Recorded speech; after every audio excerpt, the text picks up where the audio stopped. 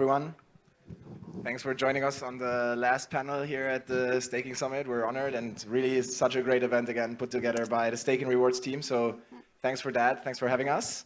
Thank you. I think basically I'm Felix. I'm the head of ecosystem at Symbiotic, and I'm here with a bunch of teams building in the shared security restaking space. So I'm really excited to ask a few questions, about the future of it, the current state, and what makes it tick. So maybe we can start with a short round of intros. So maybe Gaia, you can begin and talk a little bit about you and your project.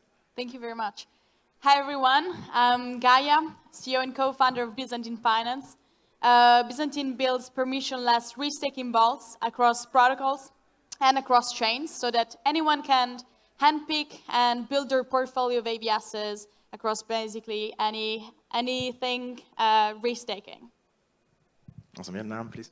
Hey, my name is Nam. I'm one of the co-founders of Hyperlane. Hyperlane is an interoperability protocol allowing any chain in any environment to be connected to any other chain in an environment. And so I think our goal is to ultimately have Hyperlane connect all of the block space that is being created and rapidly expanding. Hi, I'm Prabal. I'm one of the co-founders of Avail. At Avail, we are building a modular application development stack which combines the best-in-class data availability, multi-asset shared security, and interoperability layer as well. Okay, hello everyone. My name is Andrei, and I'm CTO of the Haust network. It's a blockchain, layer 2 blockchain based on the Polygon ZK EVM. Yeah, and we try to provide a native yield for new guys who really wanted to enjoy Web3 but don't know how it works, don't know how to interact with DeFi. So. All right, awesome. So I wanted to start by starting from kind of the title of the panel and basically clearing up a few terminologies. So obviously we've been in this industry. This industry has existed for I guess 10 years or so, and we've had many terms come and go. In the beginning was like L1s, L2s, then app chains, para chains. If people remember AVSs now. So basically, I want to start from this term like AVS. What does it mean to you, or how do you define what makes an AVS or app chain network? Sure. Great question, great idea. So AVSs can be really a lot of things, can be basically anything, and is any kind of project, any kind of network that requires shared distributed computation. So it can be really, at the moment we've seen a lot of rollups, but overall in the long term we expect a lot of AI kind of project that can be built as an AVS. So it can really be a lot of things. Anyone want to add to their definition or what they think? How is AVS different from an app chain, or is there even a difference, or is everything the same? Or yeah, I think it's a good question, and I think we talked about this previously, but I think we as an industry, is such a young industry, right? I think we have a hard time finding the right terminology. I feel like we are still arguing about what is a rollup 4 years in, right? And so AVS is a relatively new term. I don't think we have basically there's very few AVSs, if any, really live in production. And so the fact that we're still arguing about terminology is definitely not surprising. And I think sometimes people are very upset about it, but I think that's just very much inherent in any new industry. And so maybe I think the only thing that I would add to, I think the terminology or the discussion of the terminology of AVS, I think is just that previously, right, when you build a proof of stake protocol, right, I've done it previously, I worked on Celo before, it's a massive effort. And so I think of AVSs and restaking protocols as just a shortcut to basically build these kind of systems. And we should just distinguish between protocols that take that shortcut, which is totally valid, and Hyperlane is one of them, versus somebody who builds everything from scratch. And I think our industry is built on engineering, and engineering is built on top of abstractions. And so I guess we need a term to express that. I would just love to say that I agree, but one crucial difference to me is when you create a service, there are two forms on which you can build it. One is a centralized one, and another is a decentralized one. And in decentralized systems, not all security is attributable. And when you get into the non-attributable, non-cryptographic side, then you need crypto-economic security. And AVSs are the ones which build decentralized networks based on crypto economic guarantees. I like to think of it that way, but also agreeing to whatever they say. So just like security out of the box. So if you're a developer, you don't need to take care about, many stuff about securities, etc. But if you have like ready-to-use solution, you will just implement it, and you don't need to waste a lot of time to develop everything from the really beginning. All right. So it's a lot about like optimizing, I guess, the launch. We're going to talk about that more. I think another term, like continuing with this theme, that's very confusing. Obviously, like restaking as a term, right? We have cross-staking, staking, proof of authority, like many terms, optimistic, rollups. Like what does restaking mean to you? And yeah, how do you differentiate them? It's a way how to earn points, yeah? So I think, go for it. He's absolutely right. I mean, as the end user, that's what all they care about. In terms of how I would like to think about it is, essentially when you want to contribute to these decentralized networks through crypto economic guarantees, there is a capital efficient way of doing it, and there's a not so capital efficient way to do it. Both have their own pros and cons. It's about asset issuance, where the guarantees reside, what is the inherent asset guarantees coming from, what is your fork guarantees, and what kind of crypto economic judgments can you pass by being an asset holder of that asset.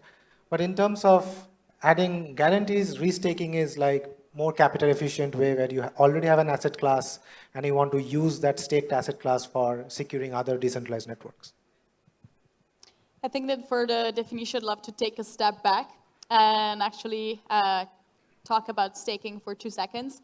Went from 0 to 90 billions in 4 years. That's pretty incredible. But the limit there is that the security is just segregated to Ethereum. What restaking is bringing onto the table, amongst other things, is that the security of Ethereum is no longer segregated to just Ethereum, but is broadcasted to the entire Web3 ecosystem. It can be leveraged in multiple different ways. What that effectively means is that with the same collateral, instead of validating just Ethereum chain, you can bring that security to other consensus, to other protocols that require consensus. So basically, on one hand, it means solving this cold start problem of the blockchains, and on the other hand, it means also basically bringing onto the market a new investment whole asset class. Right. Okay. But does it mean like restaking is limited to Ethereum? It's only like a term that. No, absolutely not. Absolutely not. Ethereum, I think it's the best chain where it could have ever been started. But overall, we've seen that it's been growing cross-chain, and at Byzantine we do restaking cross-chain, and it's new on Solana. That is, I think, one of the ecosystem that's been developing really greatly. But Babylon doing staking on Bitcoin is heading that direction as well. All right. Yeah. Very cool. I guess the question that I would like to follow up on this is like what we're trying to talk about in this panel. Like, when do you choose to build a network, an AVS, something that uses like restaking or shared security? I guess we sort of clarified the terms now. And maybe now that it's probably like you as a builder of one of these, you're best suited to answer like, what do you think are sort of the reasons of a builder would use restaking? Yeah, so I guess give a background, right? Like in interoperability today, most of interoperability is ultimately secured by like proof of authority validator sets, right? Like you just like look at a bridge, you look at like who are the validators, and like really like main of them is like secured by their reputation, right? Like P2P, like users believe that like P2P will not lie and like rug everybody, but that's only because of their reputation. And so I think interoperability is like one of the like prime examples of like the use of like restaking or staking systems, because what you want is you want more than just reputation to be on the line, right? Like you want actual economic stake, not just to like disincentivize like validator misbehavior, but also because you want to be able to like in the case of validator misbehavior to use those slashed funds, which basically act as insurance for the victims of that attack. And so, yeah, we have, on top of Hyperlane, have been like thinking about this concept for a while. And again, I think to the earlier point of like, what's an AVS? An AVS is really, or like, right, like in Symbiotic's case, a network. It's a way to basically bootstrap the infrastructure to like actually make that a reality without us having to build a full-on staking system, right? Like we've done that previously, like it's like a lot of work and we prefer not to do that again. But also like I think to the point of like restaking, right, it's this idea of like, okay, even if we did, let's say, build the staking system, then the question becomes how do we like attract the economic security that actually like makes it like relevant, right? Because like sure, if there's $100 of economic security, like nobody cares. And so maybe the one spicy take I will add there is that in the like, I think because we have so poor mental models of AVSs, right? Like Hyperlane actually is like multiple AVSs, right? Because like we have operator sets per chains, and I think this is something that just like doesn't really show up in any mental models of most people. And then the question becomes, what is restaking, right? Because I think restaking is really just like capital efficient for one person, like rehypothecation for another person. And we have exactly the same problem on our side where like, how do you allocate the stake across all of these different chains? And like, do you do so in an exclusive manner, which is like capital inefficient, or you actually restake across every chain, but then you like maybe have like some like, right, like leverage effects, which are actually undesirable. So those are super interesting questions. I don't think we figured out the answers to them, but like super excited to do that in the context of this framework. But I just wanted to add that we have to, anytime we have to start from the use case. So we're talking about staking, restaking, and many other type of stakings that you mentioned. Yeah, but in reality, if it's we don't have a business use case for this, we don't really need it. Yeah, and I hope that some later, maybe in my speech, I will add the real business case, how it may be implemented for the specific industry. Yeah, where we really need such security, and I'm pretty sure that all of you maybe keep in mind the most weakest place in the whole ecosystem. You can just think about it just 1 second and you will find the answer where we really need such level of security. I will answer later a bit.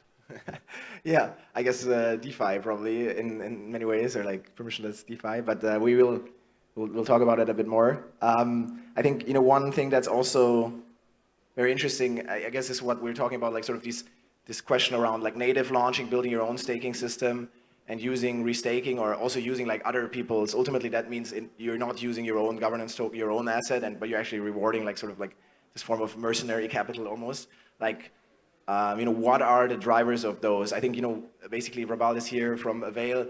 Avail is like a $1 billion project. Obviously, has a good amount of economic security, one might think, but still working towards a vision of increasing that security and letting other assets contribute to the security through fusion. So maybe can you expand a bit on like why are you doing that, or like why is that interesting to you as a concept? Yeah, I mean, security is never enough, right? I mean, whoever has the most security is also like whining to have more and more.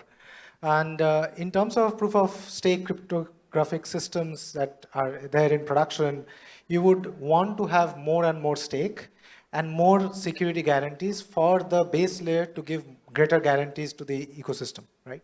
Now for Avail as well, that's the additive cryptoeconomic guarantee that we want to provide to the applications on top, rollups being one. But even the other use case, which is also very interesting to us, is when rollups actually use other services, when they have the similar economic guarantees, then things like interoperability and other service utilization becomes much more capital efficient in turn. So when the rollup uses an oracle and this oracle is powered by similar security guarantees as the rollup itself, then there is much better message passing mechanisms that you can have without having verifiability on both sides, without going the ZK route and so on. So we are not only excited about having Fusion's additive cryptoeconomic guarantees back to the base layer, but also how rollups can use other services. Right. Does anyone want to add to that? I guess also with other people working on the L2 space, I guess Nam with Hyperlane is one of those gadgets, like you said, like that rollups use to expand their ecosystem and to provide a better service overall. Like, how do you feel like restaking fits into that? I think Hyperlane with its modular deployment method of allowing people to deploy their own routes is a very interesting case there where you might end up, like you said, a lot of different networks, AVSs, with different security guarantees. Like, yeah. Yeah, I think I think we're getting into this, I guess, side of our industry where, right, like more and more traditional parties that you didn't think of themselves as like a security network, think of themselves as a security network, right? Like rollups, right? Like before rollups, like if you were launching a chain, you knew you're gonna launch a security network, and like you need to raise like 20 million from Andreessen to like do so, right? Like when you were issuing like a token, right? Like you're just issuing a token. But like nowadays, like right, like to like actually launch a stablecoin, like you need to build a security network because you need your stablecoin to be available on every chain. And so again, like I think similar, like honestly, like how, right, like somebody like Symbiotic thinks of themselves as like infrastructure for like folks like ourselves here on stage.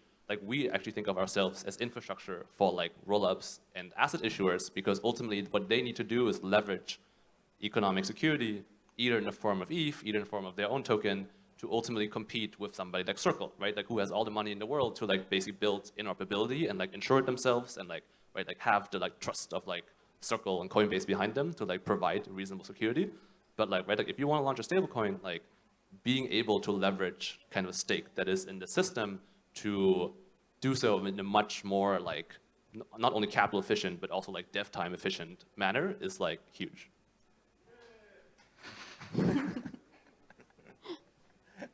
Also, anyone wants to add something to this, or okay?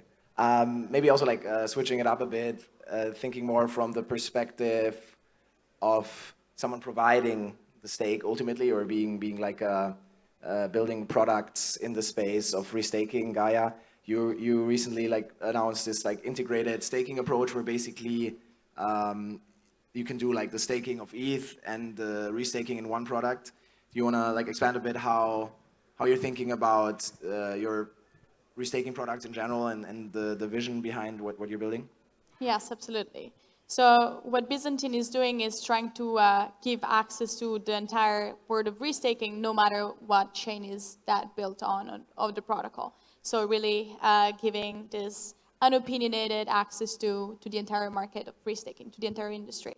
And we allow for permissionless creation of vaults. And one of the things that we've been working and that we recently announced with the Symbiotic is this integrate restaking. What that effectively means is that via the same vault, via just you come with ETH and we take care of everything via Symbiotic and stake it and restake it in just one vault, basically.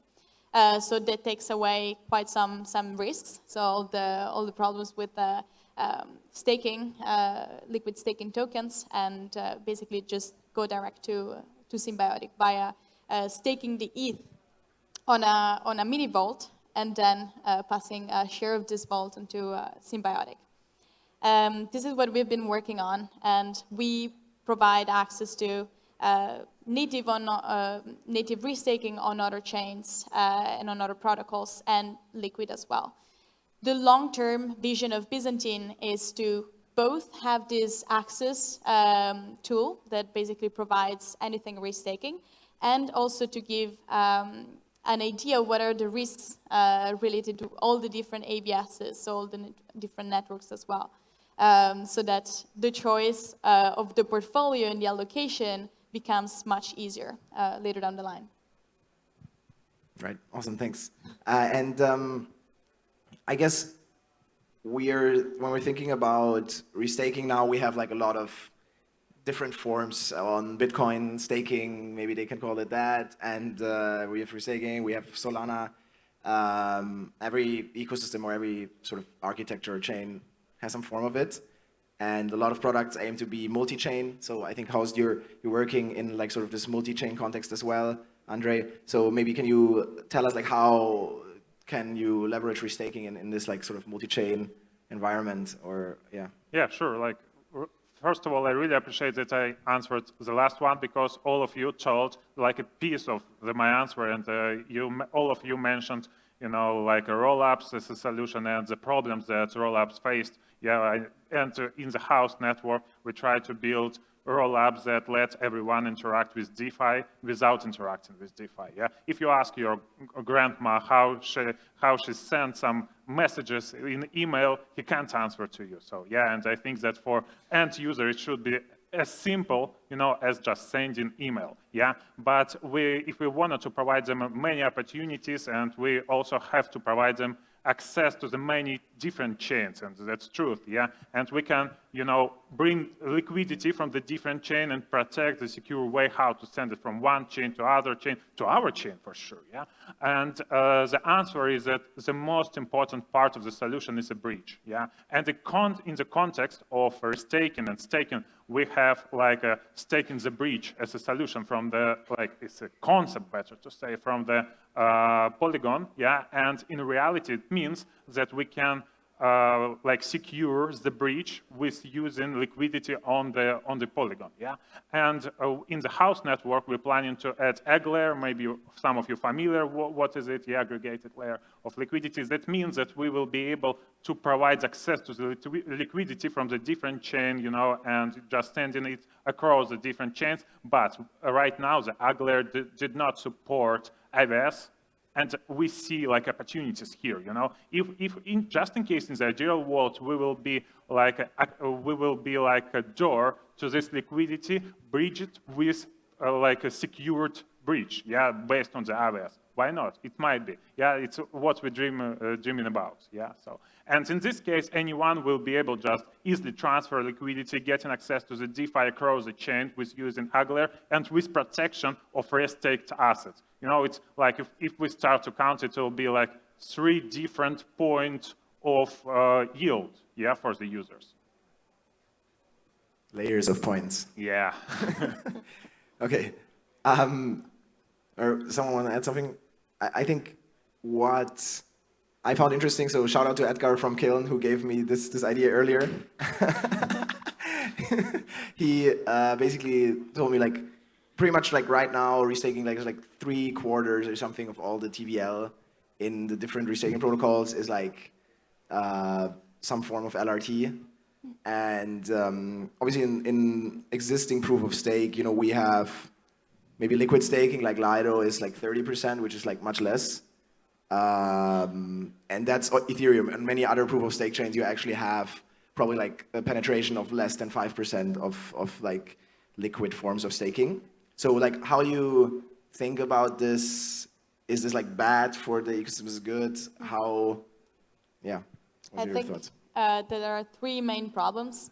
The first one is more on the protocol risk that we know is the same case as LSTs. The second problem is on the centralization of course, for the way restaking works itself, stacking a lot of TVL on the same AVS means also lowering the rewards, because this restaking at the end is this crypto economic incentive for the capital to flow down the long tail of all the use cases, looking for new opportunities. And stacking the TVL onto a few means low rewards and means a lot of centralization on both the LRTs, but on the LSTs at the end that are taking care of what's before the LRTs.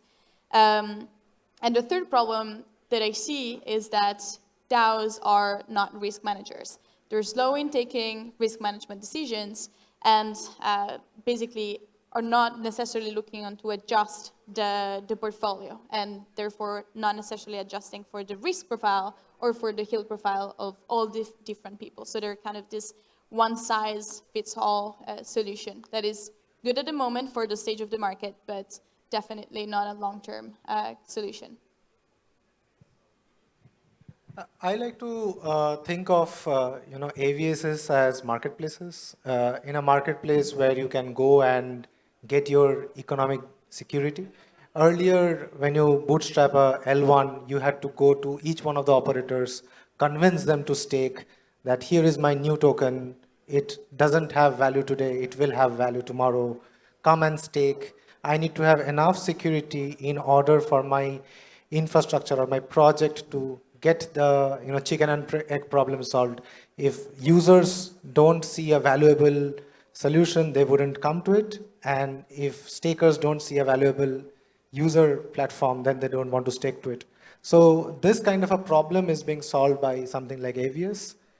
So services still need to now also opt for and plead to operators to stake.